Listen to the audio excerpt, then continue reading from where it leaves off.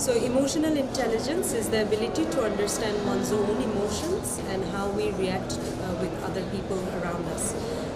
It is extremely crucial subject for young people and youth especially, so that they're aware of their own emotions.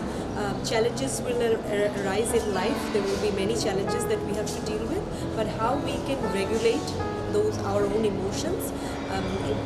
What motivates us, self-motivation is a crucial aspect of emotional intelligence.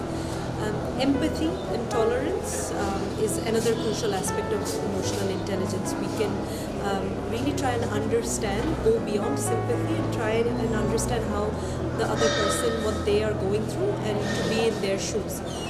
And last but not least, social skills are also an important part of emotional intelligence, how to build great relationships. So for all of this reason, we feel that this should be included in, this should be a part of university education, and everyone should be able to talk about emotional intelligence in an interactive manner, which is what we did in today's workshop. And I hope that everyone had a good time and they learned something about emotional intelligence.